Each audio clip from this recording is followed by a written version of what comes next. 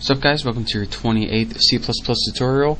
And in case you just popped in and felt like watching this tutorial and didn't watch my last one, in the last tutorial we built a program and I showed you guys how to protect data when you pass an array into a function.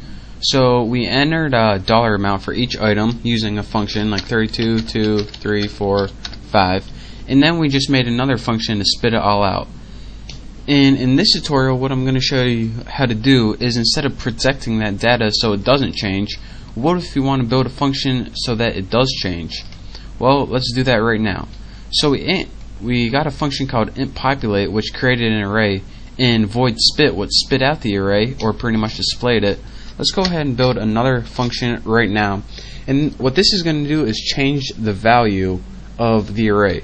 So we don't want it to return anything, so let's just put void revalue, make sure I spell that right, and it's going to take 3 parameters. The first one is the factor that you want to revalue it by, so double and put something like R for a revalue.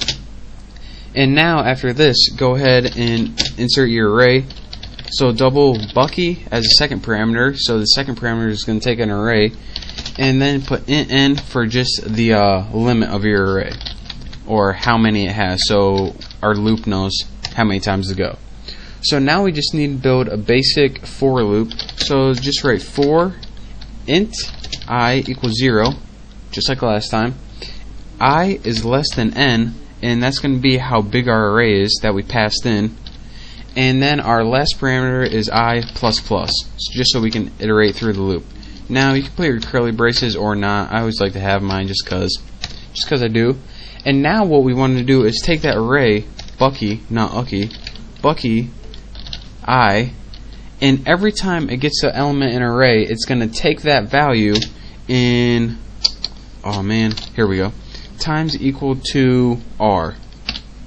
And what this is going to do is, whenever it gets, say the value is like 32, it's going to times it by R, and say if R is 2, and then that is going to be equal to 64. So Bucky I times equals R is the exact same thing as Bucky I equals Bucky I times R. So now that we got this made, let's go ahead and prototype it. Go ahead and copy it right here, and then go ahead in your beginning and paste it to prototype it. And now we need to go ahead and call the function, or the function that we just built. So let's just go ahead and first make a prompt. So put cout, and then go ahead to like something enter factor to multiply by, did I actually spell that right? Wow, impressive. And then just put, that looks good right there. And make sure you end your line with a semicolon. And then we need, of course, what's it called, a variable. There we go. I had a mind blank for a second. And then give them an opportunity to enter that variable.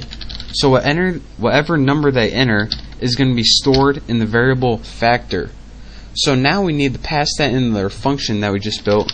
So we had a function called revalue, and it took 3 parameters, remember. The first one is factor. The second one is the what did we name it? The second one is the array, and we named ours items. And the third one is the size of the array, and I think, well, let's just pass in 5. There we go. Looks good. Let's see, spit. Yep, looks good. So now we have a factor, which is the whatever number we're going to enter, items, which is the array, and since it has 5 items in it, write 5. Now after that, what do we want to do after we change the array? Well, we need to spit it out again, or display it. So go ahead and put spit items 5. Put your semicolon, and then after this, let's just give them something like a nice little done, and in the line for good measure. So now let's go ahead and first see if it works, and then if it does, I'll walk you guys through it and show you guys why it did. If it doesn't, I'll show you guys where I messed up. Come on, here we go. Enter dollar for items 1. 32, I always start with 32, I don't know why. 45, 6, 76, and 21. And now this spits out the exact same array. Remember, this is the one where we didn't want to change the data, so we used a constant. And now the one where we do want to change the data, we don't use a constant. So go ahead and type a factor by 2 or something. Now it spits out the exact same array, but all of the numbers are times by 2. So instead of 32, 45, you got 64, 90, 12 is double 6, 152 is double 76, and 42 is double 21.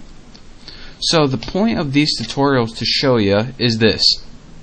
Anytime you want to keep an array the same, you use constant. Anytime you want to change the value of it when you're building a function, you don't use that constant keyword. So again, if you want to just keep it the same, like when you're just displaying data, make sure you use constant, and when you're changing it, do not use constant or it isn't going to work. So again, what we did in this tutorial was we built a function that took 3 parameters. We went through the loop, or we went through the array and gave each array item a new value. And then up here, we just said, alright, what do you want to multiply it by? Alright, that's what we're going to multiply it by, so that's the value we're going to pass in our function. And now we're just going to spit it out, and bam, you're done. So, thank you guys for watching. Hopefully you learned how to protect data in an array, and also how to destroy data in an array. So, that's it for this tutorial. Make sure you watch the next tutorial, and don't forget to subscribe. I'll see you next time. Thanks for watching.